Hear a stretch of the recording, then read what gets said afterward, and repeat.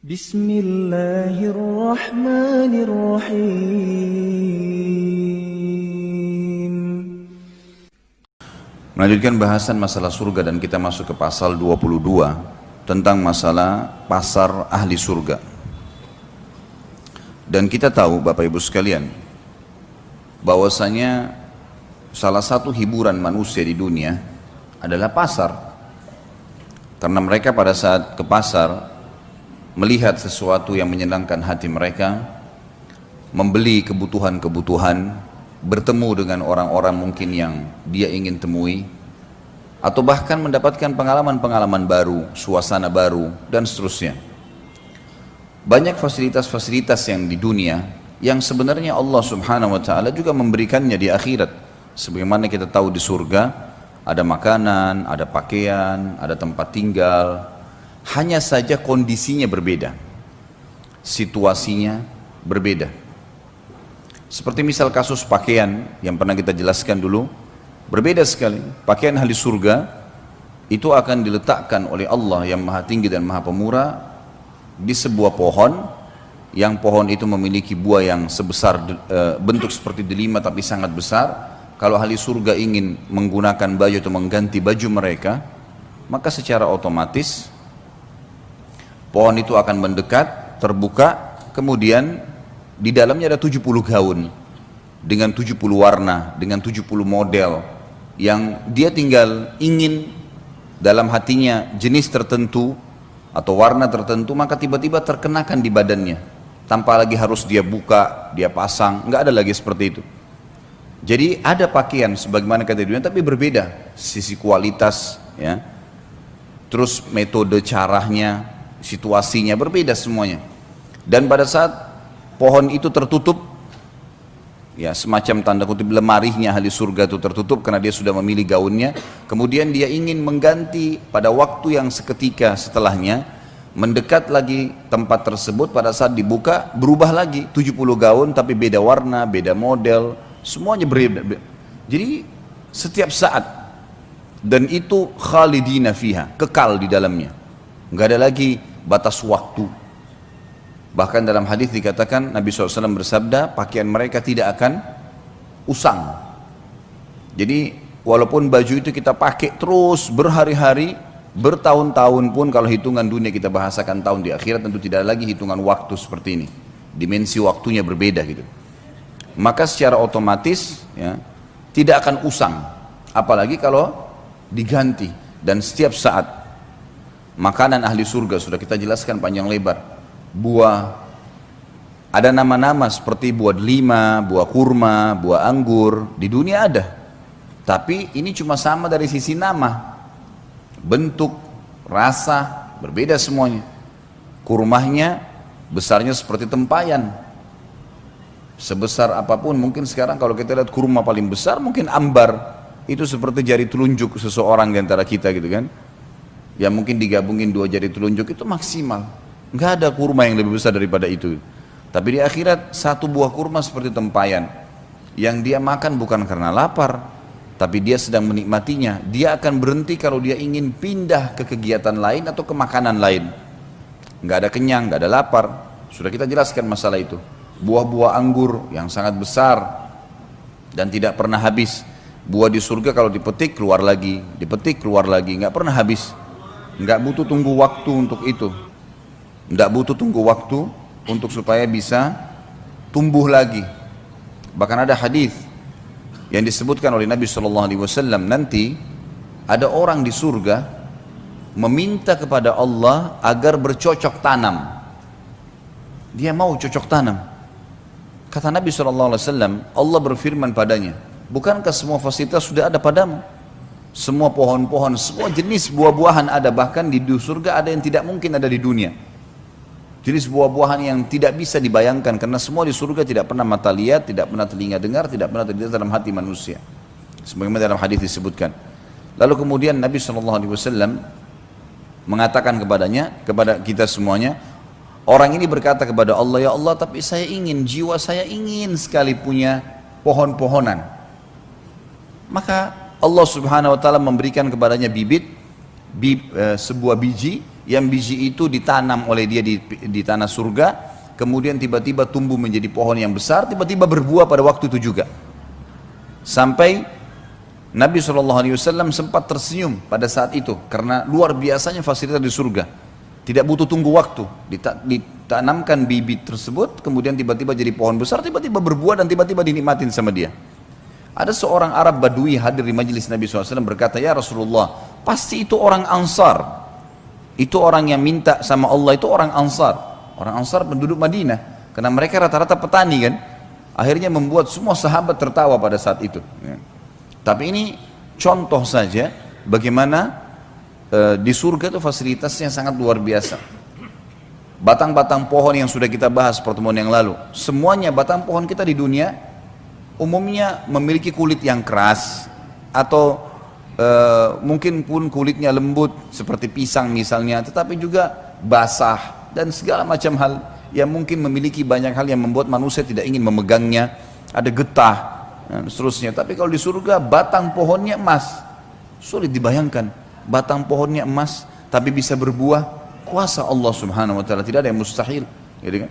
Dan kita tidak perlu heran hal-hal yang seperti ini teman-teman sekalian, karena Allah Maha Kuasa dan kita memang ini dasarnya manusia, anak Adam penghuni surga. Kita di tempat kita memang di sana, gitu.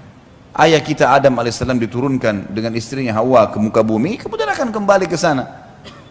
Cuma sedikit cobaan di sini sekarang, ini loh perintahku kata Allah, untuk kembali ke tempat kalian, bahkan bisa meninggikan derajat-derajat kalian, lakukanlah ini, itu dan seterusnya. Ya, ketaatan-ketaatan dan tinggalkan kemaksiatan. Tapi orang yang bangkang tidak akan ke sana loh ya, tidak akan kembali ke tempatnya, dia akan kembali ke neraka, tempat siksaan yang sudah disiapkan sebagaimana sudah panjang lebar kita jelaskan.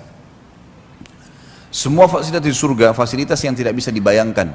Susah sekali ya dengan dibayangkan, tetapi kita imani, karena keimanan akan memudahkan kita untuk meyakininya ya. Contoh misalnya air yang kita bahas, bagaimana bisa ada air jalan di depan mata seseorang ahli surga di istananya tanpa tersentuh tanah, dan dia bisa mengambilnya tanpa tertumpah di lantainya, gitu kan? Itu semua sudah kita jelaskan panjang lebar. Semua ini saya review kembali dan masih banyak yang kita tidak reviewkan tentunya, untuk menekankan sebuah poin. Pada saat kita membahas pasal ke-22 tentang masalah pasar ini, jangan dibayangkan seperti pasar kita yang becek, yang kotor ya. Atau mungkin hanya seperti mall, orang masuk kemudian lula-lalang, toko bersebelah-sebelahan, bukan itu. Memang disebutkan dalam hadis masalah pasar, tetapi di sini tidak ada transaksi. Pasar ini tujuannya hanya dijadikan oleh Allah yang Maha Tinggi dan Maha Pemurah sebagai tempat pertemuan ahli surga, dan umumnya ini didatangi oleh kaum laki-laki di surga. Kaum wanita mereka tinggal di istana. Inilah yang akan kita bacakan hadisnya. Hadis diriwayatkan oleh Imam Muslim. Anas bin Malik radhiyallahu anhu meriwayatkan sabda Rasulullah sallallahu alaihi wasallam, sesungguhnya di surga terdapat pasar. Mereka mendatangi pasar tersebut setiap Jumat. Lalu berhembuslah kepada mereka angin dari arah utara, dan hembusan angin tersebut mengenai wajah dan pakaian mereka sehingga mereka bertambah indah dan tampan. Ini jelas yang dimaksud adalah kaum laki-laki. Mereka bertemu, mereka keluar, mereka bertemu di situ. Kata sebagian ulama hadis maksudnya mereka saling kenalan ya, satu sama yang lain. Karena ada kaum-kaum sebelum kita yang beriman, kaumnya Nabi Nuh, kaumnya Nabi Shu'aib, kaumnya Nabi Saleh. Kita sama-sama di surga. Maka kita berkenalan sama mereka, dan itu setiap Jumat. Tentu di surga sudah tidak lagi sholat Jumat gitu ya. Tapi mereka bertemu. Satu-satunya ibadah yang tertinggal yang kita lakukan di dunia dan akan ada di surga adalah zikrullah. Karena kita selalu berzikir, bersyukur kepada Allah SWT pada saat itu. Kemudian mereka pulang menemui istri-istri mereka dalam keadaan semakin tampan dan mempesona. Berarti jelas ini kaum laki-laki ya. Karena para istri mereka menunggu di rumah atau di istananya. Melihat itu, istri-istri mereka berkata, "Demi Allah, engkau semakin bertambah indah dan mempesona setelah meninggalkan kami. Tadi baru keluar menuju ke pasar, kemudian sekarang balik, tambah tampan, berubah." Ya. Ini bukan karena pergi salon suaminya, ya. Kemudian baru cukur baru, ya. Enggak. Kadang-kadang orang kalau pergi salon, cukur balik, masih ada saja harus mandi, gerak. Nggak ada, ini tiba-tiba sudah sangat sempurna. Gitu. Nggak ada lagi orang jelek di surga. Nggak ada lagi orang jelek. Dan sebagaimana juga sudah dijelaskan, salah satu ciri ahli surga adalah mereka memiliki kulit yang sangat bersih. Ya. Nggak ada lagi orang yang memiliki kulit yang kotor, yang gelap. Semuanya sudah berubah. Dan pada saat itu Allah yang maha tinggi dan maha pemurah juga menjadikan para istri di istana-istana mereka berubah juga tiba-tiba menjadi lebih cantik dan lebih mempesona dari sebelumnya.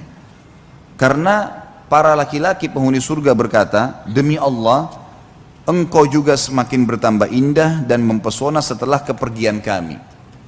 Dan ini sekali lagi ya, tanpa melalui proses.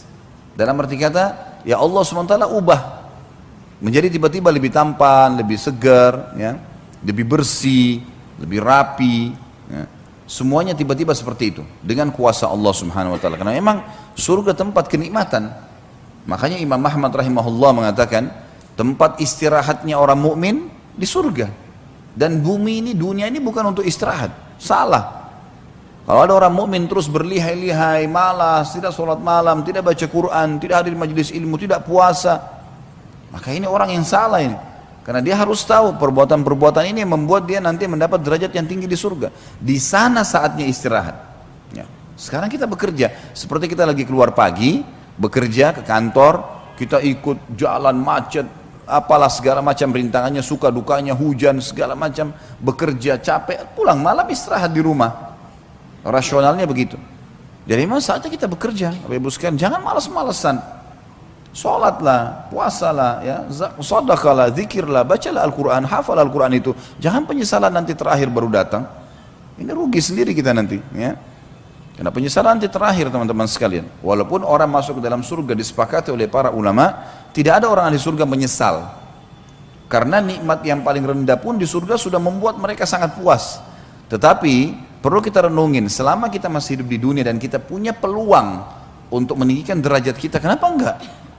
Kenapa tidak kita lakukan? Apa sih yang membuat tidak mau sholat duha, tidak mau sholat sunnah qobliyah, tidak mau sholat sunnah ba'diyah? Berapa lama dikerjakan? Dan itu kalau dinikmatin akan jadi nikmat itu. Sampai Nabi SAW mengatakan dalam hadis, innama ju'ila qurratu aini fis shalah.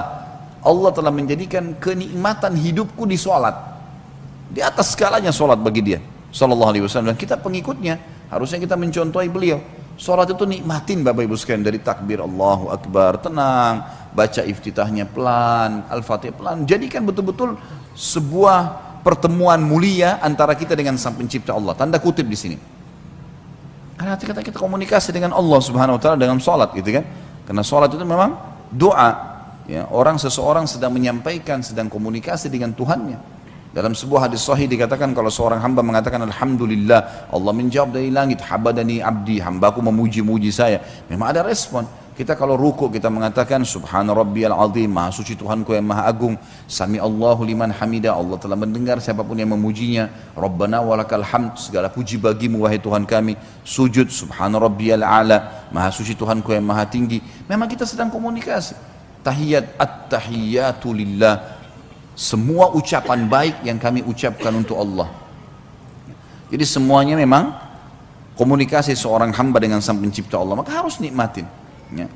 Jangan bermalas-malasan. Malas ini adalah penyakit yang harus dijauhi dan tidak layak dipredikatkan atau bahkan melekat pada seseorang mukmin dan mukminah. Tidak boleh. Saatnya kita bekerja, gitu kan.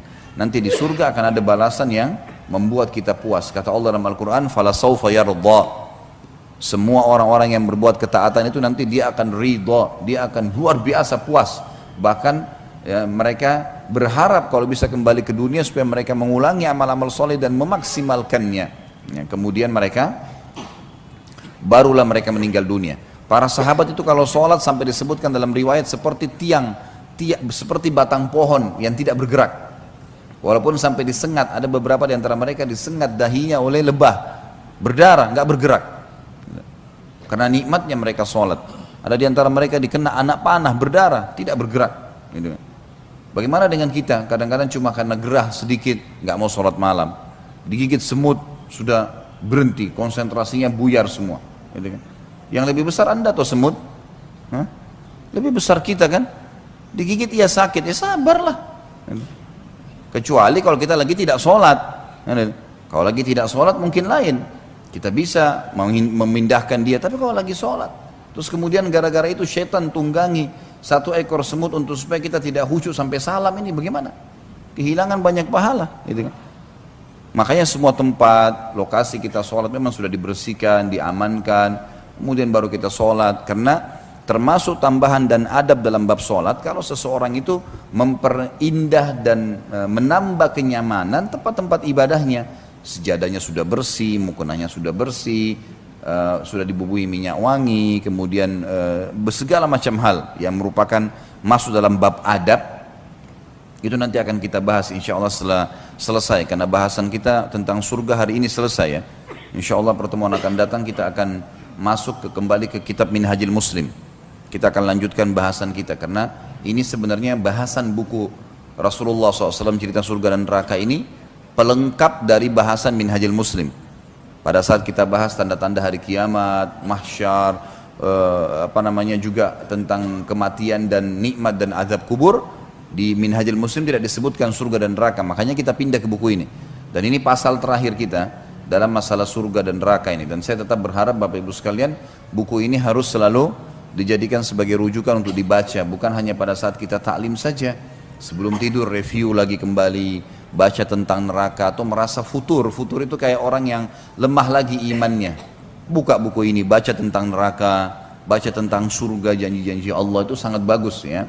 Sangat bagus, sangat membantu kita sebenarnya untuk kembali mengingat akhirat. Karena beriman tentang akhirat ini sangat besar manfaatnya, luar biasa. Orang kalau mendahulukan akhirat dan selalu tahu kalau akan ada alam akhirat sana, dia buka matanya sehingga melihat realita memang dunia akan kita tinggalkan. Karena sehebat apapun seseorang, sekuat apapun fisiknya, sesehat apapun dia, setinggi apapun jabatannya, tetap mati gitu. Itu faktanya, itu nggak bisa kita bohong, nggak bisa didustakan itu. Gitu kan? Dan semua yang kita kerjakan, sebagaimana ada hidup dan mati, akan ada hisab di sana, ada surga dan neraka gitu.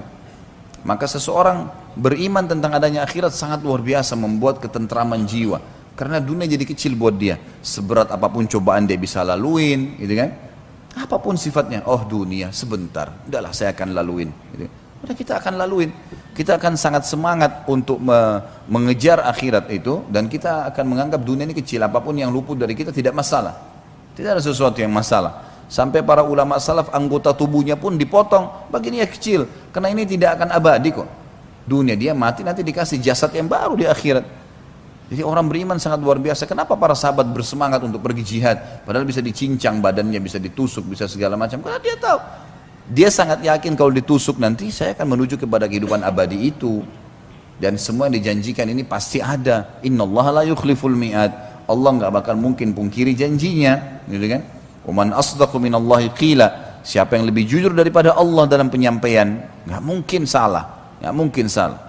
Dan sudah pernah saya bilang, ketaatan-ketaatan yang kita lakukan Bapak Ibu sekalian, hanya kita lakukan dengan menikmatinya dan sabar sebentar. Mati masuk surga.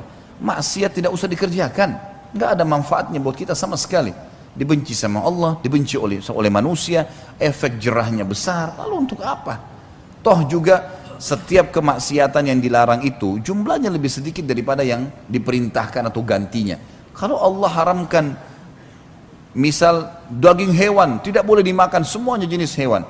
Allah ciptakan miliaran hewan. Lalu Allah berikan kita hawa nafsu mau makan daging. Susah, memang berat.